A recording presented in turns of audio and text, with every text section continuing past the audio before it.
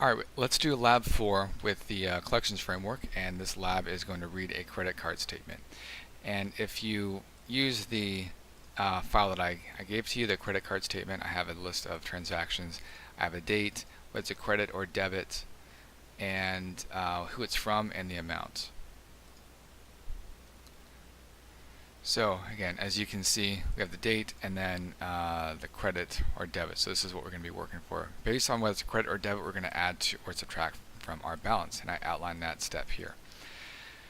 Okay, let's go now to Eclipse and create our lab 3, or lab 4 rather. So we have our main. Okay, and for the sake of time, let's see, I can just copy our read CSV. So I'm going to copy this statement right here, right? This is a kind of reusable, right? We can basically just copy this here because it's going to read whatever we have. Nothing's really hard coded except for our file, which is CC statement, I believe. And actually, let's make sure we have this as a save as a CSV. Although I don't think it matters that it's CSV. Okay, cc statement.csv. Okay, so I don't need to change anything right now, right? Because this is just a reusable function, really. And now what I want to do is iterate through this. I'm going to say through each, we'll say string transaction, because data is a series of, actually, let me change this to or transactions, I guess. Alright, so transactions, and there, I'm adding the transactions. Okay, so for each transaction in transactions, I want to, let's see what's going on here. There we go. It's getting outside my block. Okay, for each transaction in transactions, I want to print for each string field in transaction. We're just going to print the field, right? So let's just make sure we're reading it correctly. Okay, there we go, reading it correctly. Okay, very good. And just make sure it's looking right. Again, let's have this be on its own line. So we're going to print this on a new line.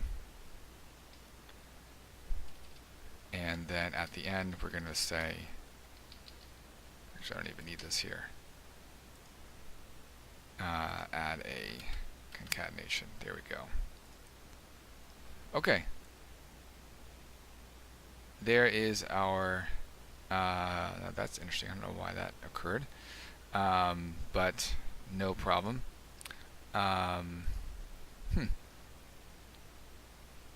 Let's see, I might not have, let's open up that CC statement in Notepad.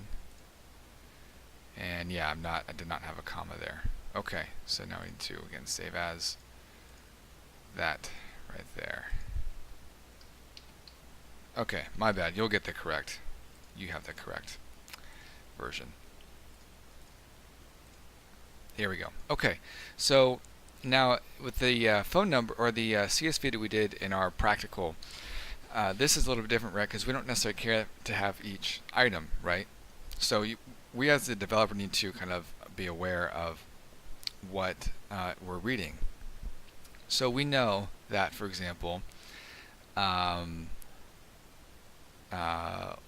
or column 0 is the date, column 1 is the transaction type, column 3, I said this is 0, 1, column 1 is transaction type, column 3, item 2 is the vendor, column 4, item 3 is the amount. So we don't want to actually necessarily go through each of these, right? But we want to say string date equals transaction at 0. We want to say string type equals transaction at 1. We say string vendor equals transaction at 2. String amount equals transaction at 3.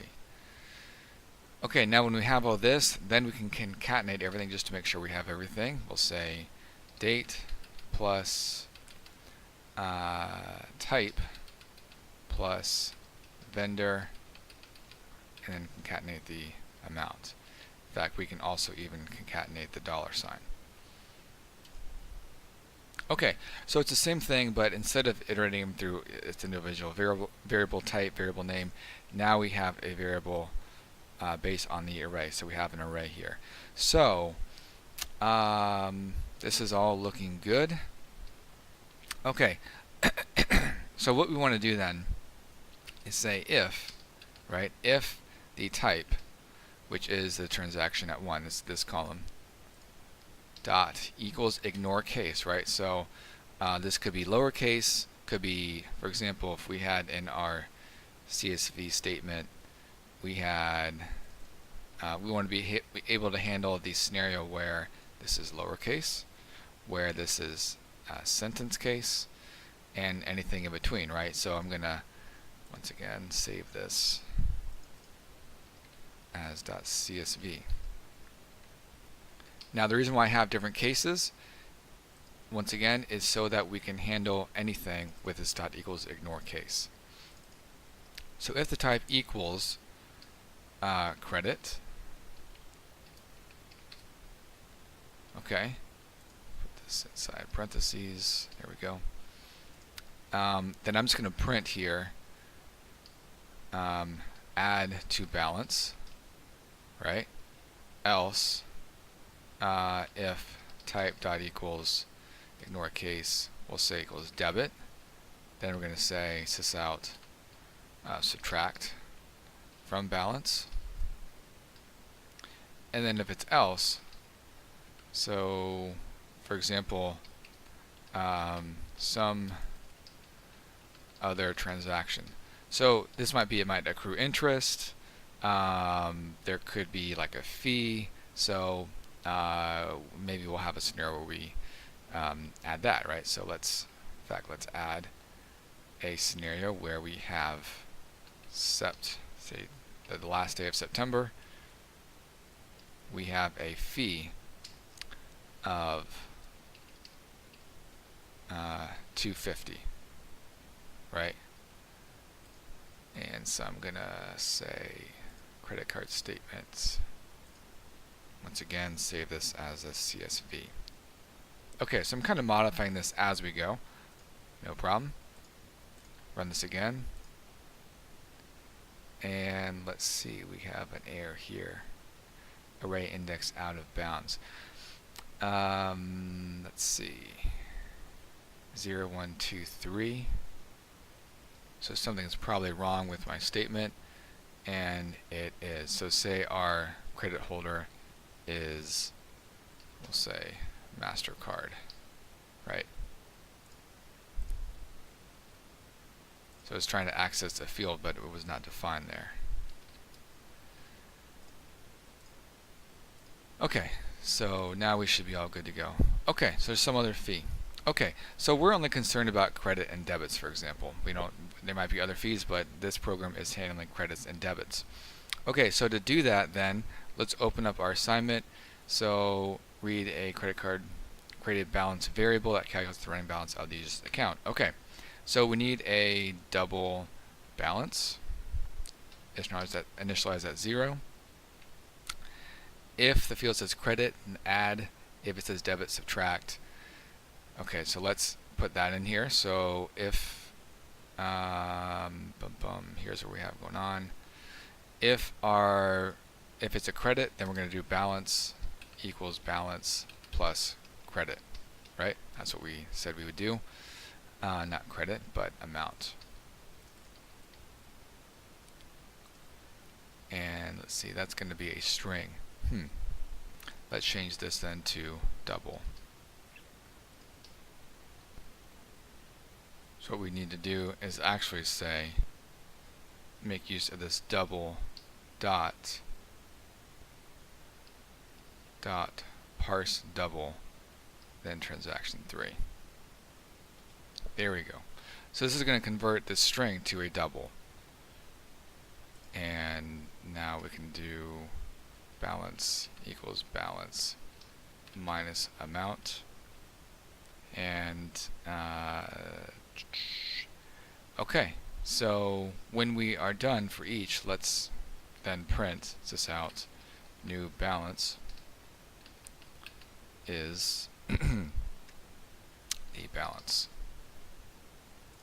Okay, now we can run this. Add a balance. Dun, dun, dun, dun. Okay. Okay. Let's see. This is working fine, but let's actually make this a little bit cleaner. So instead of printing this out, right, what I'm going to do is print on the same line and then add balance. So this should look a little bit more like a credit card statement here. So let's see. So let's make this all on one line. And then after we run this here, okay, so we need to have a break somewhere. After each balance, of course. /n. There we go. Okay, so there's our transactions with our running balance, 342. And we're adding 93, we're adding 56, we're adding 995, we're subtracting. Okay, there we go. So let's check our lab here. We've added these two. Okay, if the final amount is greater than 0, charge a 10% fee. If the final amount is 0, say thanks for their payments. If the final amount is less than 0. Okay, so now we need to say, after we iterate through everything, we need to check the balance. So here we check the balance. Okay, so if the balance is greater than 0, then we say sysout. What do we say? We say you have a balance of, and then concatenate balance, and then we'll say sysout. You are charged a 10% fee of, and we'll say balance times 0.10, and then we'll now say your new balance is balance plus, or now I can just say balance times 1.1. Okay, so if we run this, there we go. You have a balance of 185. You're charged a 10% fee of 18.5. Your new balance is now 203. Okay, very good. So let's just finish out the rest, which is else if balance is less than 0. We want to say sysout. What was our message here? It was, if it's less than 0, thank the user for their payment and display their overpayment. So we would say, thanks for your payments. And then I'd say sysout. You have a, we'll say a, how do we say this? Overpayment of, and then of course it'd just be their balance. And actually this would be negative, right? Because we don't want them to see a negative balance. Okay, then if it's else, then of course we'd say sysout, thanks for your payments. Okay, so run this again, and there should be basically the same setup here. And there we go. Okay, so we didn't address this fee, but that's because you don't know how to address with fees. Our assignment did not include that. So if you want to handle that where you assume anything other than a credit or anything other than a debit would be a negative number, you can do that. But this is the basic of it. Of course, this little test is not really what the assignment is about. It's really about how to handle when we're reading data, how to isolate the data that we're interested in. Here we actually parse a string into a double, which is something new we learned. And then we, based on whether it's a credit or a debit, then we added or subtracted that amount to the balance, and then we actually display the running balance like you'd see on a statement. So at the very onset, or at the very beginning, we might even say something like this. We might even say date, and then we'd say something like transaction vendor amount balance, right? And then actually for each break, we'd want to add these little breaks here as well. So if we ran this, and then we need one after the balance, which is right here. Here we go. So it looks a little messy. Dealing with these decimals, I'm not going to deal with right now, but it's not too challenging. But the point is isolating the stuff that we're interested in. Basically, our criteria is this. So based on the value of this, what are we doing with the amount? And then we also want to update our data sheet actually to then reflect a running balance. So this is something, again, like you would see in a credit card statement.